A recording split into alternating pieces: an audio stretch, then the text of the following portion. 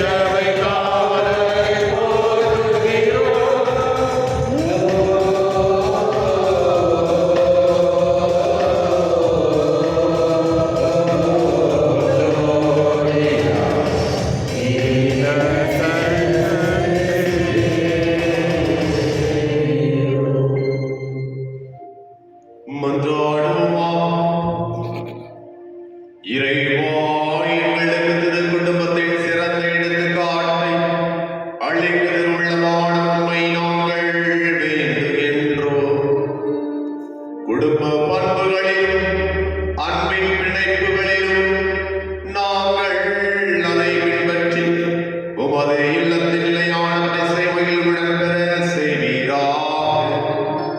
உம்மோடு தூய ஆவியானவரின் இறைவனாய் என்றென்றும் வாழ்ந்து ஆட்சி செய்கிறீர்கள் ஆண்டவர் உம் திருமகனுமாக இயேசு கிறிஸ்து வழியாக உம்மை மன்றாடுகின்றோம்.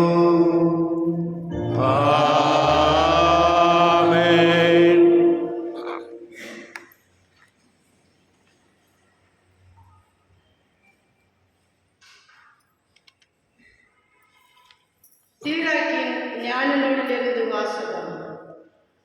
பிள்ளைகளை விட தந்தையரை ஆண்டவர் மிகுதியாக மேன்மைப்படுத்தியுள்ளார்.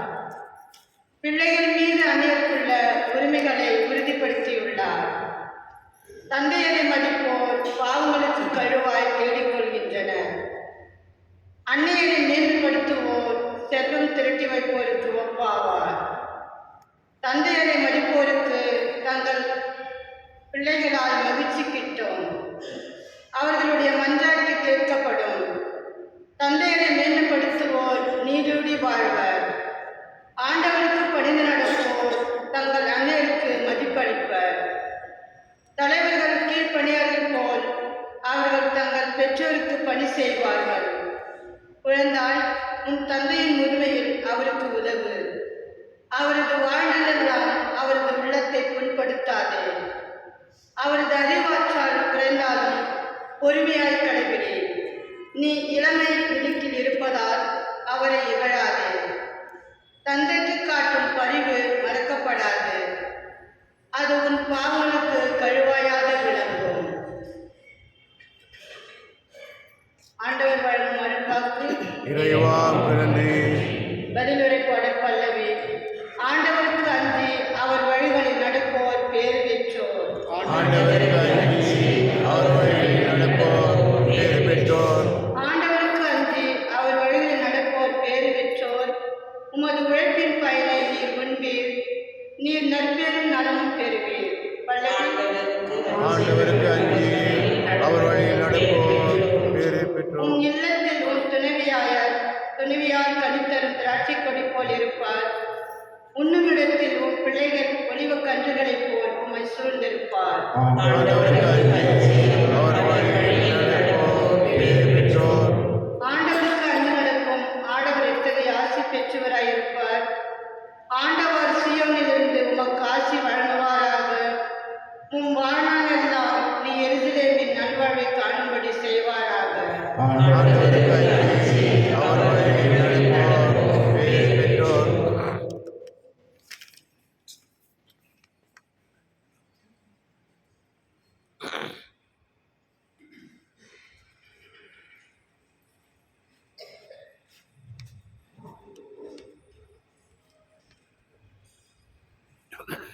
இரண்டாம் வாசகம். திருத்தூதர் பவுல் கொலோசியருக்கு எழுதிய திருமுகத்திலிருந்து வாசகம்.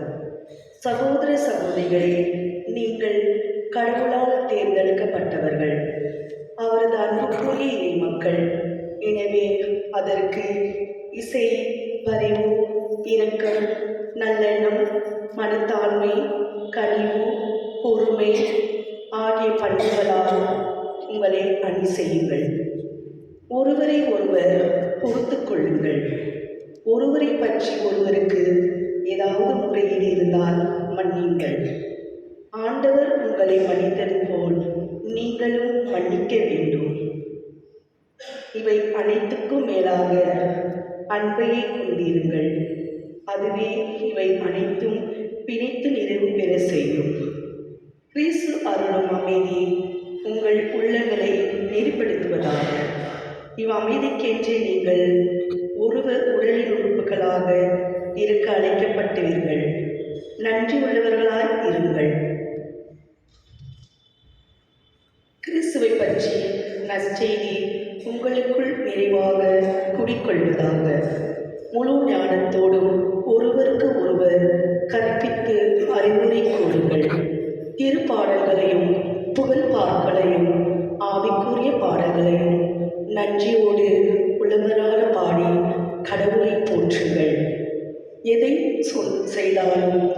செய்தாலும் அனைத்தையும் ஆண்டவருக்கு இயேசுவின் பெயரால் செய்த அவர் வழியாக தந்தையாம் கடவுளுக்கு நன்றி செலுத்துங்கள். திருமணமான பெண்களே, உங்கள் கணவருக்கு நீங்கள் பணிந்து இருங்கள். ஆண்டவரை சார்ந்து வாழ்வோருக்கு இது தகும். திருமணமான ஆண்களே, உங்கள் மனைவியரிடம் அன்பு செலுத்துங்கள். அவர்களை கொடுமைப்படுத்தாதீர்கள். பிள்ளைகளே, உங்கள் பெற்றோருக்கு முற்றிலும் கீழ்ப்படியுங்கள். ஆண்டவரை சார்ந்தவருக்கு இதுவே தகும். பெற்றோர்களே, உங்கள் பிள்ளைகளுக்கு எரிச்சல் மூட்டாதீர்கள். அப்படி செய்தால் அவர்கள் மனம் தளர்ந்து போவார்கள். இது ஆண்டவரின் அருள்வாக்கு. இறைவா நன்றி.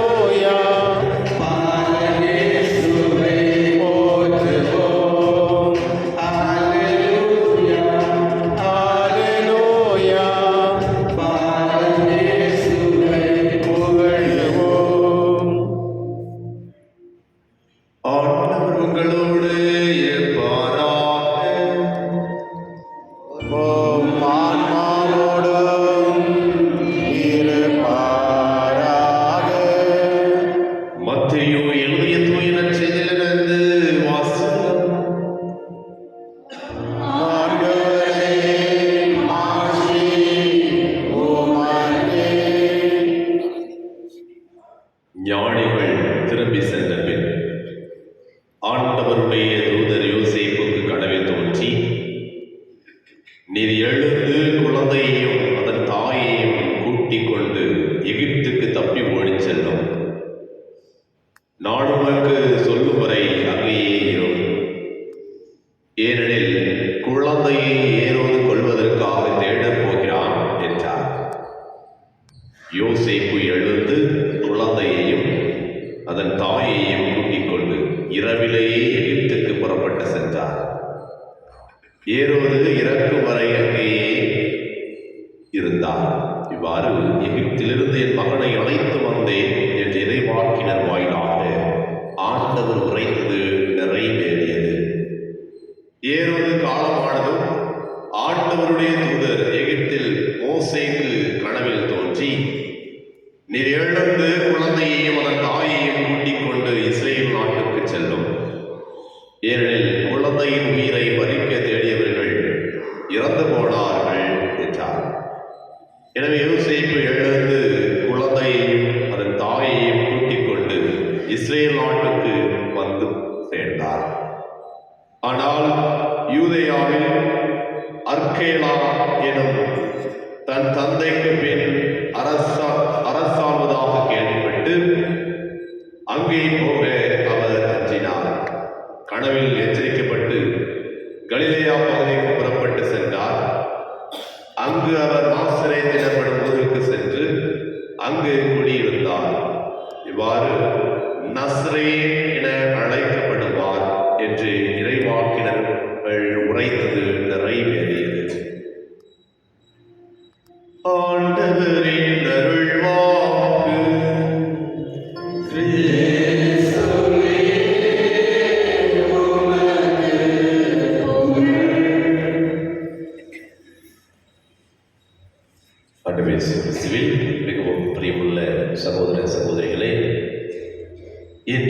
நாம் திருக்குடும்ப விழாவை கொண்டாடி கொண்டிருக்கின்றோம். அது மட்டுமல்லாமல் இன்றைக்கு ஒவ்வொருவருடைய குடும்பத்தின் விழாவையும் இன்று சிறப்பித்துக் கொண்டிருக்கின்றோம். இந்த நாளில் நம்முடைய இறைவன் குழந்தை இயேசு திரு இருதய ஆண்டவர் நம் ஒவ்வொருவரையும் பார்த்து கூறுவது, நம்முடைய குடும்பம் திருக்குடும்பமாக இருக்க வேண்டும். திருக்குடும்பமாக அல்ல, திருக்குடும்பமாக இவ்வுலகத்தில் சாட்சிய மகளாக ஒரு குடும்பமாக வாழ வேண்டும் என்பதைத்தான் இன்றைய இறை வார்த்தையின் வழியாக இறைவன் நமக்கு கற்றுக் கொடுக்கின்றார். அன்புக்குரியவர்களே, நம்மை சிந்தித்து பார்ப்போம். நம்முடைய குடும்பம் எப்படிப்பட்டதாக இருக்கிறது? திருக்குடும்பமாக இருக்கிறதா அல்லது தெரு குடும்பமாக இருக்கிறதா? இந்த ரெண்டு என்ன வித்தியாசம்? ரொம்ப அமைதியான வித்தியாசம் இல்லையா? திருக்குடும்பம் பாருங்கள், திருக்குடும்பத்தில் யாரெல்லாம் இருக்கிறாங்க பாருங்கள். அன்னை வழியா இருக்கிறாங்க, சுசையர்கள் இருக்கிறாங்க, இயேசு கிறிஸ்து இருக்கிறாங்க. அப்ப தெரு குடும்பத்தில் யாரெல்லாம் இருப்பாங்க? கணவன் இருப்பாங்க, மனைவி இருப்பாங்க, பிள்ளைகள் இருப்பாங்க. நம்முடைய குடும்பத்தில் எந்த ஒரு குடும்பம் ஆண்டவரை மையமாக அல்லது இறைவனுடைய வார்த்தையை மையமாக கொண்டு வாழ்கின்றதோ அந்த குடும்பம் எப்படிப்பட்டதாக இருக்கும்? நீங்க சொன்னதானே திருக்குடும்பமாக இருக்கும். தன்னுடைய எண்ணங்களை இந்த உலக மயமான வாழ்வை கொண்டிருந்தால் அந்த குடும்பம் திருக்குடும்பமாக இல்லையா? இறைவனை மையமாக கொண்டு வாழ்கின்ற பொழுது திருக்குடும்பமாக மாறும். அல்லது தன்னை மையமாக என்னுடைய எண்ணங்களை மையமாக கொண்டிருக்கிற குடும்பம் அது திருக்குடும்பமாக இருக்கும் என்பதைத்தான் இன்றைய இறை வார்த்தை நமக்கு மிக தெளிவாக தெளிவுபடுத்துகின்றது. இந்த முதல் வாசகத்தை பார்த்தோம் என்றால், இந்த முதல் வாசகம் பிள்ளைகள் எவ்வாறு இருக்க வேண்டும் ஒரு குடும்பத்தில். உடனே நினைக்கலாம், நம்முடைய பிள்ளை இப்பெல்லாம் இல்லையே அப்படின்னு யோசிக்கலாம். ஆனால் அதற்கு முன்பாக நாம் யோசிக்க வேண்டியது என்ன தெரியுமா? நான் என்னுடைய பெற்றோருக்கு எவ்வாறு இருக்கின்றேன். சில நேரம் அதை மறந்துடும். எப்பவுமே என் பிள்ளை எப்படி இருக்கிறாங்க, என் பிள்ளை எப்படி இருக்காங்க, என் சொல்லு பேச்சு கேட்க மாட்டேங்காங்க நினைக்கிறோம். ஆனால் அதற்கு முன்பாக சற்று யோசித்து பார்க்கணும். நான் எவ்வாறு என்னுடைய பெற்றோருக்கு கீழ்ப்படிந்து இருக்கின்றேனா? என்னுடைய பெற்றோரை நல்ல முறையில் பார்த்து கொண்டிருக்கின்றேனா? அவர்கள் முதிர்ந்த வயதில் இருக்கின்ற பொழுது அவர்களுக்கு மனம் நோகாமல் அவர்களை பார்த்துக் கொள்ளுகின்றேனா? அதனை பார்க்கின்ற நம்முடைய பிள்ளைகள் நம்முடைய வாழ்க்கையை பார்த்து அவர்களும் வழிநடத்தப்படுவார்கள் என்பதுதான் நிதர்சனமான உண்மையாக இருக்கின்றது. அன்புக்குரிய பிள்ளை, இன்று ஒரு முடிவெடுப்போம். என்னுடைய பெற்றோரை நான் நல்ல முறையில் பார்ப்பேன். அவருடைய வார்த்தைக்கு செவி கொடுத்து அவர்களுடைய வார்த்தை வழி என்னுடைய குழந்தையையும் வளர்க்க நான் முயற்சிப்பேன். அவ்வாறு இருக்கின்ற பொழுது இறைவனுடைய அன்பையும் ஆசீர்வாதத்தை பெற்றவர்களாக நாம் இருக்க முடியும். அதைத்தான் இந்த முதல் வாசகம் நமக்கு மிக தெளிவாக இருக்கிறது. சீராக்கின் ஞானம் 3ஆம் அதிகாரம் 12ஆம் வசனத்தில் பார்க்கப்படுகிறது. குழந்தாய், உன் தந்தையின் முதுமையில் அவருக்கு உதவும், அவரது வாழ்நாளெல்லாம் அவரது உள்ளத்தை உட்படுத்தாதே. அவரது அறிவாற்றல் குறைந்தாலும் பொறுமையை கடைபிடி. அவரது அறிவாற்றல் குறைந்தாலும் பொறுமையை கடைபிடி. நீ இளைமை விடுக்கில் இருப்பதால் அவரை இகழாதே. தந்தைக்கு காட்டும் பரிவு மறக்கப்படாது. அது உன் பாவங்களுக்கு கழுவாயாக விளங்கும். எப்படிப்பட்ட ஆசீர்வாதத்தை இறைவன் என்று ஒவ்வொருவருக்கும் கொடுக்கின்றார். அதே நேரத்தில் என்னுடைய திருப்பாடல் ஆசிரியர் நமக்கு கொடுக்கப்படுகிறது. திருப்பாடல் 28ஆம் அதிகாரம் 1ஆம் வசனத்தில், ஆண்டவருக்கு அஞ்சி அவர் வழியில் நடப்போர் பேர் பெற்றோர். யாரும் ஆண்டவருக்கு அஞ்சி நடக்கின்றார்களோ அவர்கள் தன்னுடைய தாயையும் தந்தையும் மதித்து நடப்பார்கள். ஏனென்றால் 10 கட்டளைகளில் 4வது கட்டளை கூறுகிறது, உன்னுடைய தாயையும் தந்தையும் மதித்து நட. நாம் அவ்வாறு இருக்கின்ற பொழுது நாம் ஆண்டவருக்கு அஞ்சி நடக்க முயற்சிப்போம். நம்முடைய குடும்பத்தையும் ஒரு திருக்குடும்பமாக மாற்ற முடியும். அதே வேளையில் இன்று நம் ஒவ்வொருடைய குடும்பத்திற்கும் முன்மாதிரி யார் என்று பார்த்தோம் என்றால், இன்றைய நாயகர்கள் அன்னை மரியா, யோசேப்பு, மற்றும் இயேசு கிறிஸ்து. அன்னைவருடைய வாழ்க்கையை பார்ப்போம்.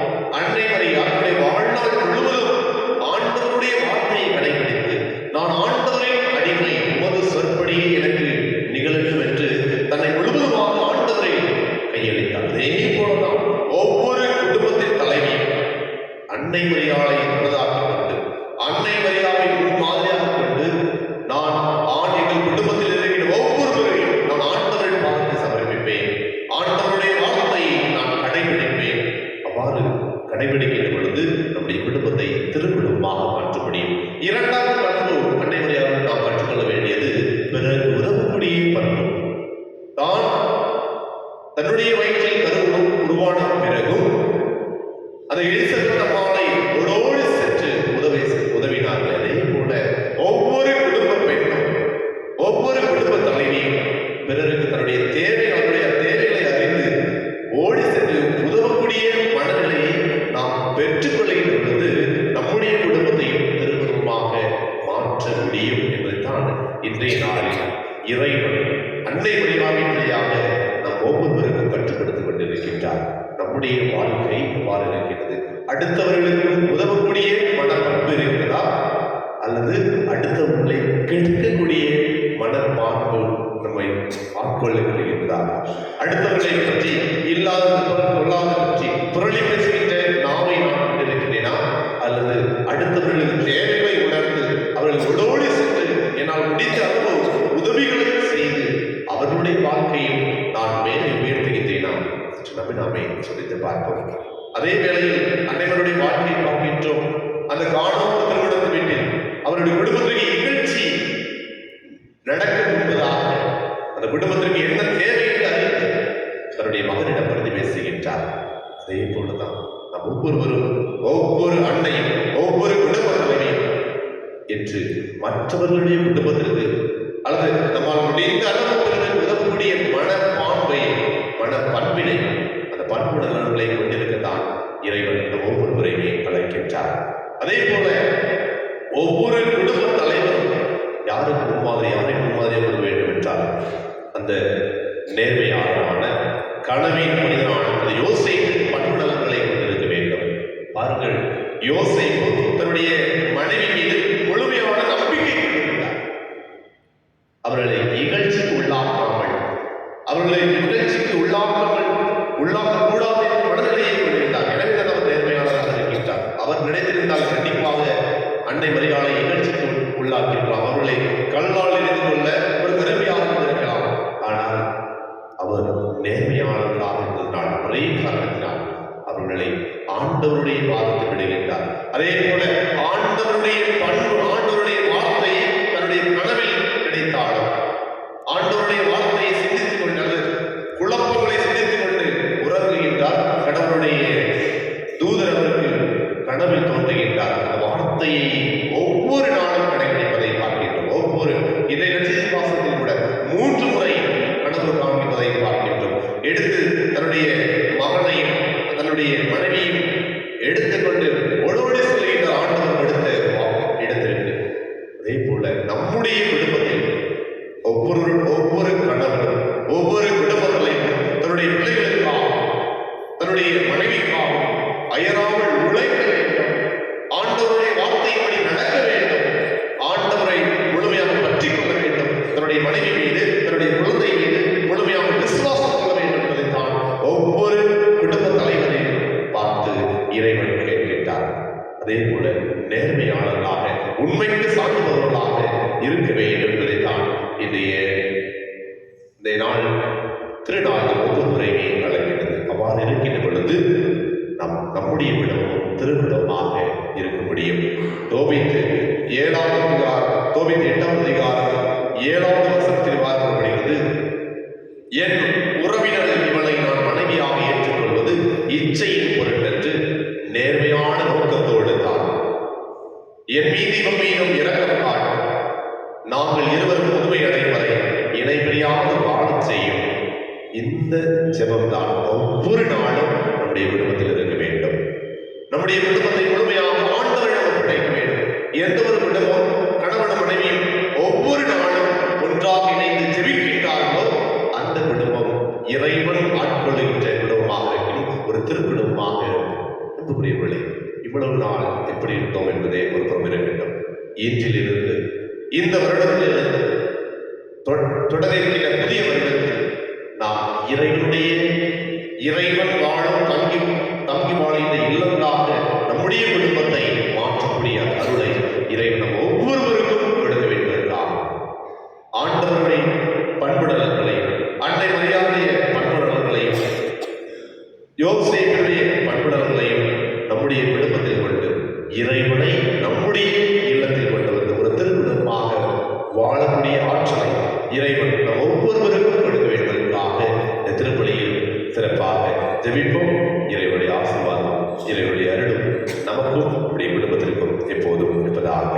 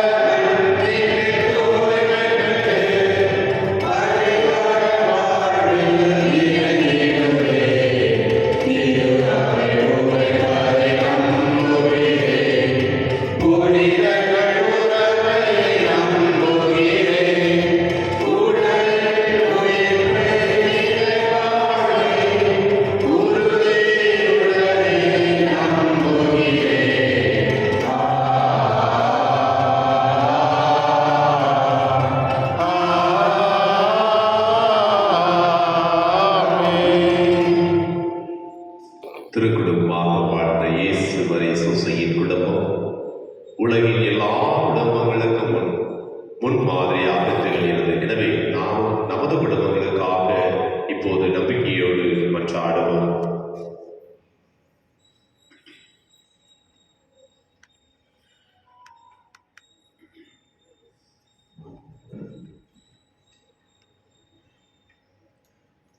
வழிநடத்தும் ஆயனே எம் இறைவா, திரு அவையை வழிநடத்தும் திருத்தந்தை லியோ, பேராயர் பீட்டர், ஏனைய ஆயர்கள், குருக்கள் மற்றும் துறவரத்தார் அனைவரும் மக்களோடு இணைந்து ஒரே குடும்பமாக உமது இறையாட்சியின் விழுமியங்களை கடைபிடித்து வாழ வரமருள வேண்டும் என்று இறைவா உம்மை மன்றாடுகிறோம். அன்பின் இறைவா, எங்கள் பங்கில் உள்ள அனைத்து குடும்பங்களுக்காகவும் உம்மை மன்றாடுகிறோம். கணவன் மனைவி இடையே அன்பு மலரவும், பெற்றோர் குழந்தைகளிடையே மதிப்பும் மாண்பும் கொண்டவர்களாக ஒருவர் மற்றவரை புரிந்து கொண்டு விட்டு கொடுத்து வாழ வரமருள வேண்டும் என்று இறைவா உம்மை மன்றாடுகிறோம். கொடைகளின் தந்தையே இறைவா, எங்கள் குடும்பங்களில் உள்ள குழந்தைகளுக்காக மன்றாடுகிறோம். அவர்கள் அனைவருக்கும் தேவையான ஞானமும் அறிவும் தந்து பெற்றோருக்கு பணிந்து நடப்பவர்களாக, சமுதாய நலனில் அக்கறை உள்ளவர்களாக வாழ அருள் தர வேண்டும் என்று இறைவா உம்மை மன்றாடுகிறோம். அமைதியின் தெய்வமே இறைவா, உலகில் அமைதி நிலவவும் மக்கள் அனைவரும் பொருளாதார முன்னேற்றம் கண்டு ஒற்றுமையாக சகோதரத்துவ உணர்வுடன் வாழ வரங்களை தந்தருள வேண்டும் என்று இறைவா உம்மை மன்றாடுகிறோம். ஆண்டவரே, எங்கள் மன்றாட்டை கேட்டருளும். கண்களை மூடி கரங்களை குவித்த விதமாக நம்முடைய ஒவ்வொருடைய குடும்பத்திற்காக ஜெபிப்போம். நம்முடைய திருமண நேரங்களில் உடன்படிக்கை வார்த்தையை சொன்னோம். இன்பத்திலும் துன்பத்திலும் உடல்நலத்திலும் நோயிலும் நான் உனக்கு பிரமாணிகமாக இருப்பேன் என்று கணவன் மனைவியும் என்னுடைய வார்த்தையை நினைவு கூர்ந்து அந்த வார்த்தையின்படி வாழக்கூடிய ஆற்றலை இறைவன் ஒவ்வொருவருக்கும் கொடுக்க வேண்டுவதற்காக சிறப்பாக ஜெபிப்போம். அதே வேளையில் நம்முடைய குடும்பம் ஒரு திருக்குடும்பமாக மாற்றக்கூடிய ஆற்றலை இறைவன் ஒவ்வொருவருக்கும் கொடுக்க வேண்டுவதற்காக நம்முடைய பிள்ளைகளுக்காக ஜெபிப்போம். நம்முடைய பெற்றோருக்காக ஜெபிப்போம். இறைவன் தாமே அவர்களுக்கு நல்ல ஒரு உடல் உள்ள சுகத்தை கொடுக்க வேண்டுவதற்காக இறந்து போன நபர்களுக்காக ஜெபிப்போம். அவர்களுக்கு இறைவன் தாமே நிதி இலைப்பாற்றி கொடுக்க வேண்டுவதற்காக சிறப்பாக ஜெபிப்போம். நம்முடைய குடும்பத்தில் இறைவன் தாமே தலைவராக இறைவனுடைய வார்த்தைக்கு முழுமையாக கடைபிடித்து வாழக்கூடிய ஆற்றலை இறைவன் ஒவ்வொருவருக்கும் கொடுக்க வேண்டுவதற்காக இன்னும் சிறப்பாக ஜெபிப்போம். மன்றாடுவோமாக. அன்பே உருவான இறைவா, திரு குடும்பத்தின் விழாவற்று எங்கள் குடும்பங்களை ஆசீர்வதி. நாங்கள் ஒருவர் மற்றவரை மன்னித்து வாழ அருள் புரியும். எங்கள் ஆண்டவராகிய கிறிஸ்து வழியாக உம்மை மன்றாடுகின்றோம். ஆமென்.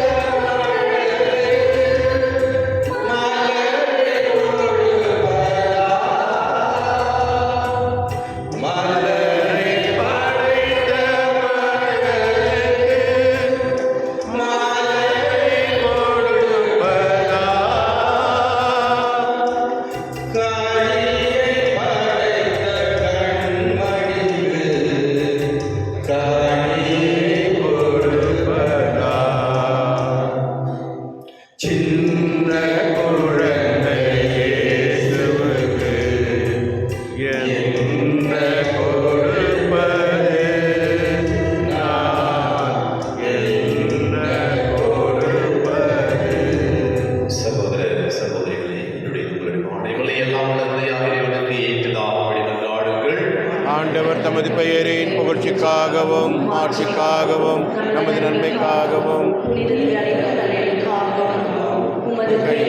ஏற்றுக்கொள்வாராக. ஆண்டவரை மகிழ்வின் பணிபொருளை நாம் மகிழ்வுட உமையை பணிவிட வேண்டுகின்றோம். அதனால் கடவுளின் கண்ணின் தாய் யோசேப்பு ஆகியோருடைய பரிந்துரையின் உதவியால் எம் குடும்பங்களையும் அருளிலும் அமைதியிலும் உறுதியாய் நிலையில் நிறுத்துவீராக. எங்கள் ஆண்டவராகிய கிறிஸ்து வழியாக உம்மை மன்றாடுகின்றோம்.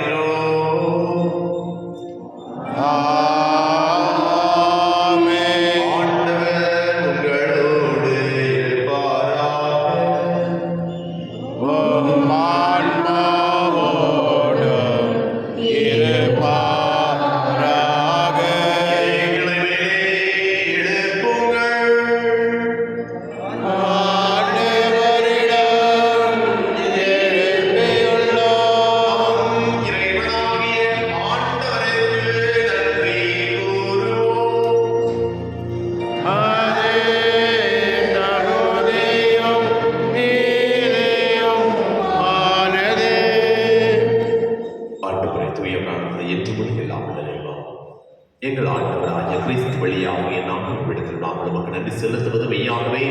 பக்தியும் நீதியுமாகும் எங்கள் கடமையும் மீட்புக்குரிய செயலுமாகும். தம் இறை இயல்பில் கண்ணுக்கு புலப்படாத கிறிஸ்து எங்கள் இயல்பில் காணத்தக்கவராக வணக்கத்துக்குரிய மறையின் நிகழ்வுகளாகிய பெருவிழாவில் தோன்றினார். காலங்களுக்கு முன்னரே உதித்தவராயினும் காலத்துக்கு உட்பட்டு வாழ தொடங்கினார். இவ்வாறு அவர் வீழ்ச்சியுற்ற எல்லாவற்றையும் தமிழ் எழுச்சி பெற செய்யவும், படைப்புகள் அனைத்தையும் புதுப்பிக்கவும், அழிவுற்ற மனிதரை விண்ணரசுக்கு மீண்டும் அழைத்து செல்லவும் திருவுள்ளமானார். ஆகவே நாங்கள் வாழ்ந்து நடைபெறும் சேர்ந்து உண்மை புகழ்ந்தேத்தி அக்களித்து கொண்டாடி ஆர்ப்பரிப்பதாவது.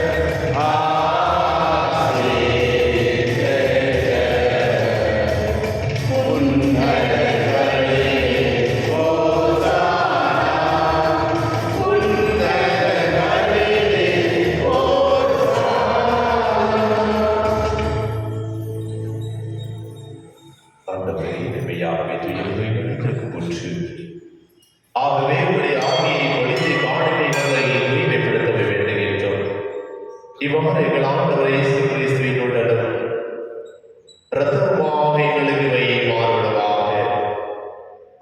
அவர் பாடுபட உள்ளம் கடிந்தவை கையெழுத்த போது அப்பத்தை எடுத்து நன்றி செலுத்ததை பின்பு தம் சிதறலுக்கு அளித்தவர் கூறியதாக: அனைவரும்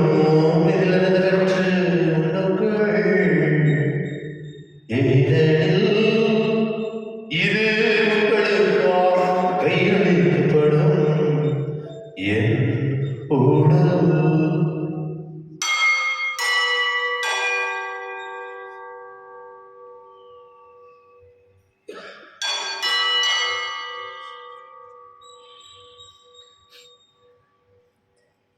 அப்பட்ட மேலும் விருதை அருந்தியது கிண்ணத்தை விடுத்து மீண்டும் ஒரு நன்றி கூறி தாம் செய்தவர்களை கழித்து கூறியதாவது: அனைவரும் இதிலிருந்து பெற்று பருங்கள், ஏனெனில் இது புதிய நிலையான உடன்படிக்கைக்குரிய என் இரத்தத்தின் கிண்ணம். இது பாவ மன்னிப்பு என்று உங்களுக்காகவும் பலருக்காகவும் சிந்தப்படும். இதை நினைவாக செய்யுங்கள்.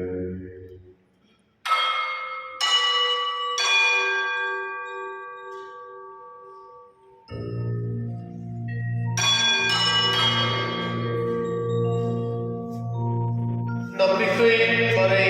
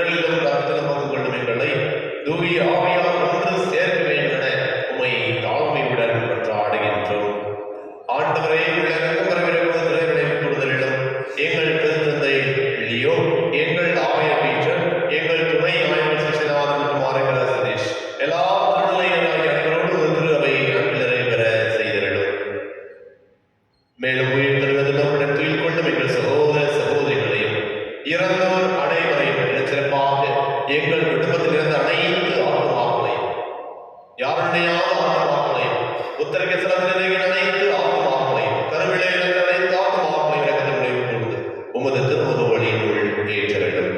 ஆண்டவரே, எங்கள் அனைவர் மீது இறக்கமாய் இன்னும் சிறப்பாக இங்கு வந்திருக்கிற ஒவ்வொரு குடும்பத்தையும் ஆசீர்வதி.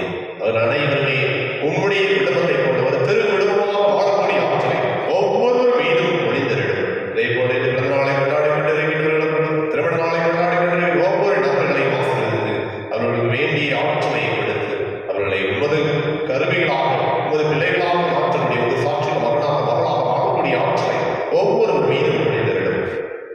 கடவுளின் கன்னித்தாய் மரியா அவருடைய கடவுளான பதிவு செய்யும் உடைய திருத்துதர்கள் இவளையோடு உகந்தவராயிருந்தவராக என்றும் நாங்கள் இடையே வாழ்வோம் பதிவிட்டு உம் திருமகன் இயேசு கிறிஸ்து வழியாக உம்மை புகழ்ந்தேத்தும் வரமருள உம்மை கொண்டாடுகின்றோம்.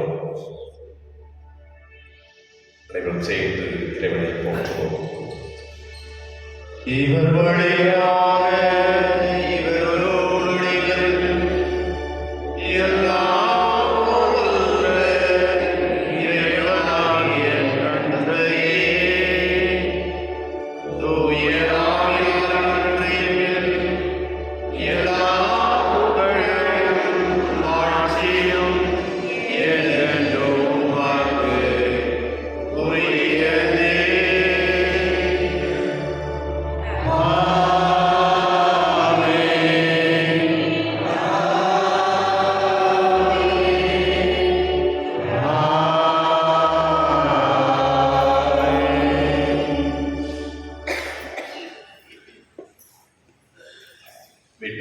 கற்பிக்கப்பட்டு இறைவனை நாம் பயிற்சி பெற்ற நாம் அனைவரும் துணிந்து சொல்வோம்.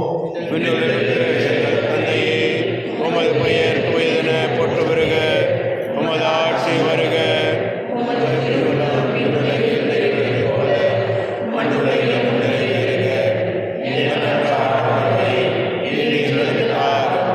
எங்களுக்கு எதிராக குற்றம் செய்வோரை நாங்கள் மன்னிப்பது போல எங்கள் குற்றங்களை மன்னியும், எங்களை சோதனைப்படுத்தாதேயும், தீமையிலிருந்து எங்களை தள்ளும்.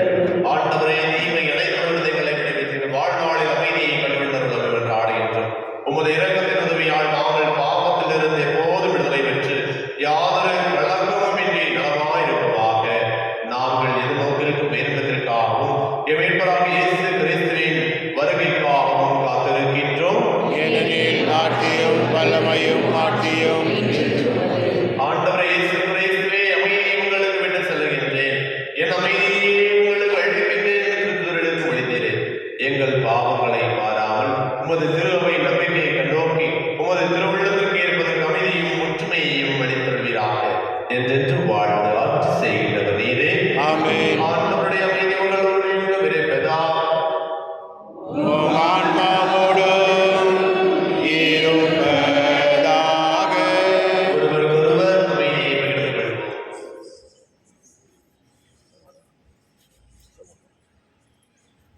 உலகின் பாவங்களை போக்கும் என் சமரியே, எம்மேல் இரக்கம் வையும்.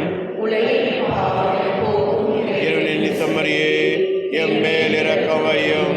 உலகின் பாவங்களை போக்கும் சமரியே, எமக்கு அமைதி அருளும்.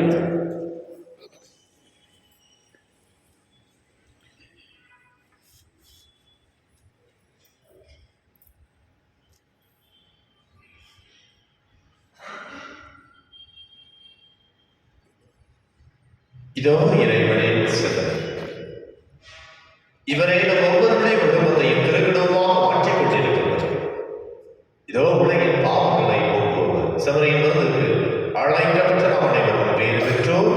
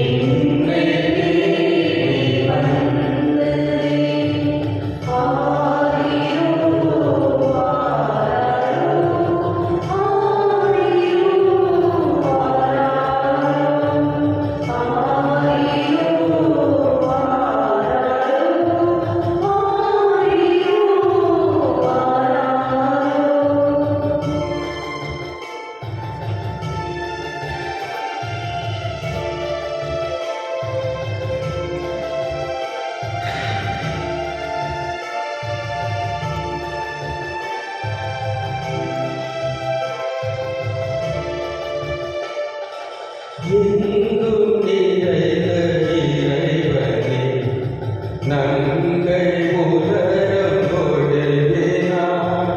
ஞானம் தாங்கும் நாதனே, சீலகத்தில் அழகினார். எங்கும் நிறைந்த இறைவனே, நங்கை உலகம் கொடுவினார். ஞானம் தாங்கும் நாதனே, சீலகத்தில் அழகினார்.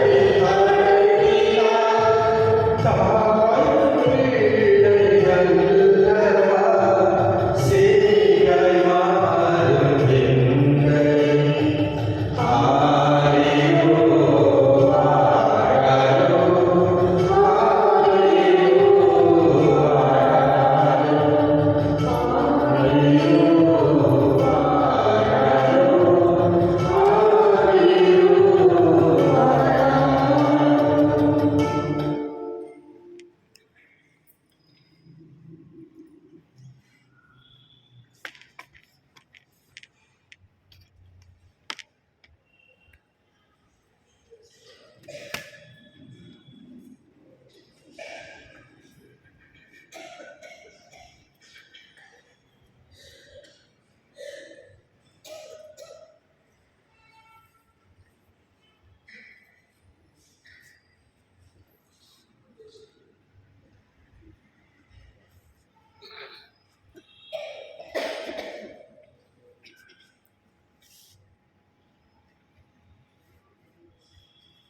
நம் கடவுள் மண்ணுலகில் தோன்றினார், மனிதர் நடுவே குடிகொண்டார்.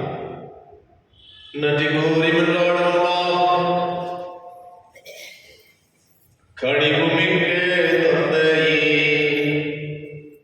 விண்ணக அருளடையாளர்களால் புதுப்பிக்க பெற்ற இவர்கள் திருக்குடும்பத்தின் எடுத்துக்காட்டு இடையராத பின்பற்ற செய்தருளும். அதனால் இவர்கள் இவ்வுலக இன்னல்களுக்கு பிறகு அதன் நிலையான தோழமை பெற்று கொள்வார்களாக. எங்கள் ஆண்டவராகிய கிறிஸ்து வழியாக உம்மை மன்றாடுகின்றோம்.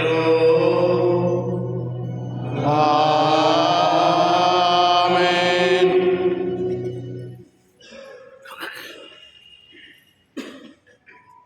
Good morning.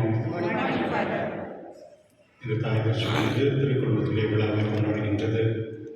திருக்குடும்பம்னா யாரு? யாரு? நீங்க தானா? உண்மையாம்மா? பக்கத்தில் இருக்கிறவங்க சொல்லுங்க. ஓகே.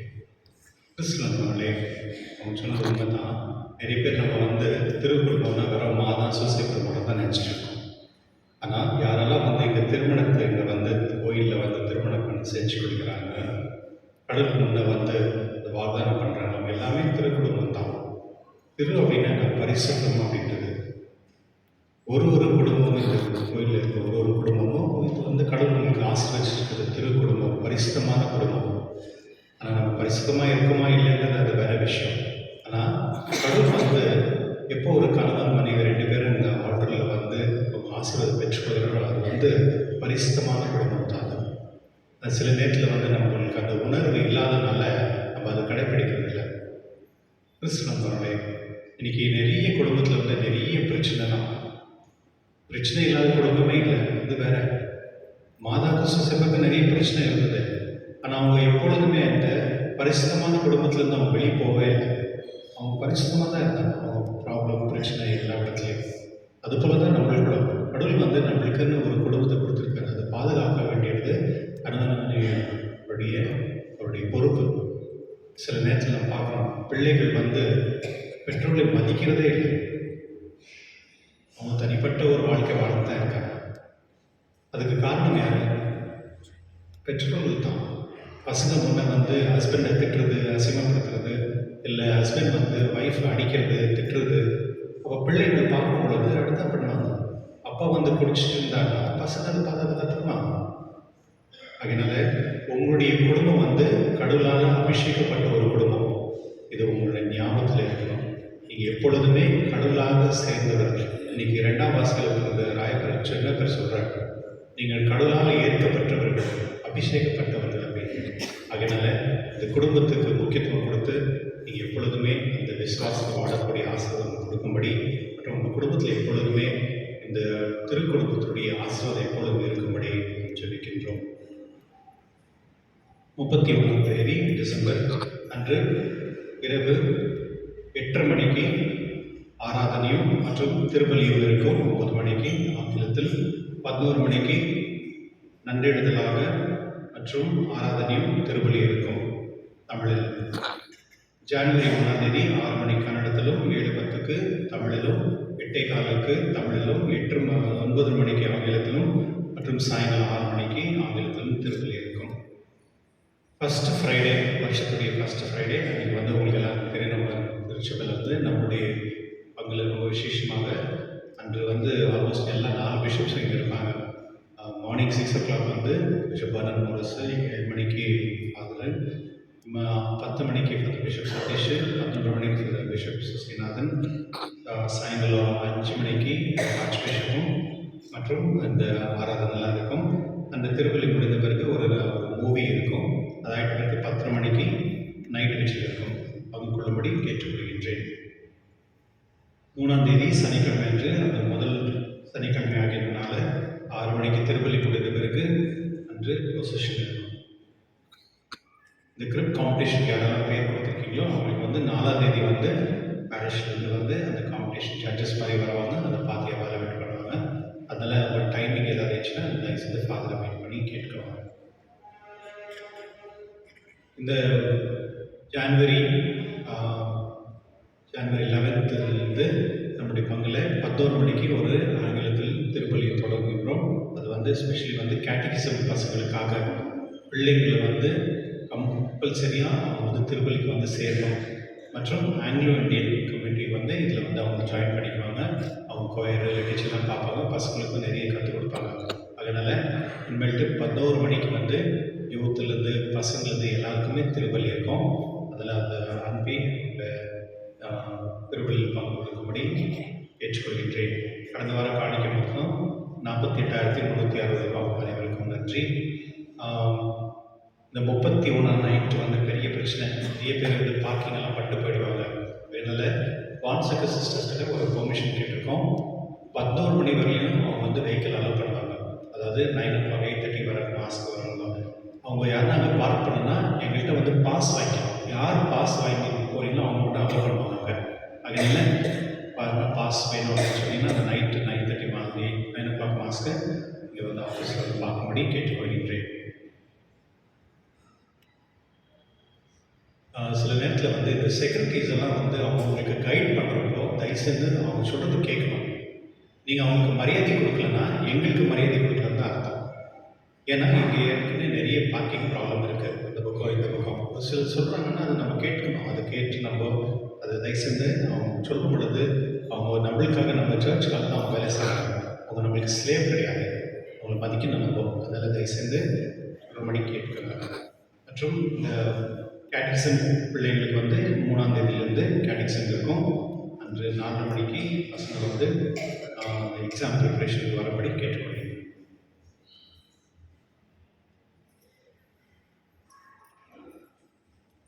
எழுந்திருப்போம்.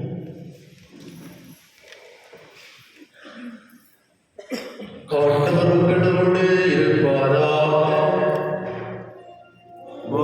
ஆன்மாவோடும் இருப்பாராக. தந்தை, மகன், தூய ஆவியார் உங்களை, உங்கள் குடும்பத்தை, உங்கள் பிள்ளைகளையும் ஆசீர்வதிப்பாராக. ஆமென். சென்று வாருங்கள். திருப்பலி நிறைவேறியது. இறைவனுக்கு நான் நிறைய முறை சொல்லியிருக்கேன், ஒரு பூசை முடிச்ச பிறகு தயவுசெய்து அங்கேயே நில்லுங்க. வெடத்துக்காக நீங்கள் பூசைக்கு வர வேண்டாம். உங்களுக்கு இடம் கிடைக்கும். அந்த கண்ணா மாஸ் பண்ணி போடும் அப்படியே நீங்கள் டிஸ்டர்ப் பண்ணுறீங்க. அது வந்து ஒரு ஈவில் ப்ராக்டிஸ். அது ஒரு திருப்பலியில் வந்து பங்கு கொள்ளும் பக்கத்தில் வந்து நீங்கள் போய் டிஸ்டர்ப் பண்ணிங்கன்னா நீங்கள் வந்து அவங்கள வந்து முழுமையாக அந்த திருப்பலியில் பங்கெடுத்து நீங்கள் விட்டு நிலன்னு அர்த்தம். அதெல்லாம் இந்த மாதிரி செய்யாதீங்க தயவுசெய்து. கொஞ்சம் வெயிட் பண்ணிட்டு வரலாம், ஒன்றும் பிரச்சனை இல்லை. உங்களுக்கு இடம் யாரும் கொடுக்காத பண்ணுறதெல்லாம் இல்லை. நாங்களே பார்க்குறோம், யாருன்னா வயசுக்கு கூட அட்ஜஸ்ட் பண்ணி கொடுங்கன்னு பண்ணுறோம். தயவுசெய்து ப்ளீஸ் இது ப்ராக்டிஸ் பண்ணாங்க. தேங்க்யூ. No.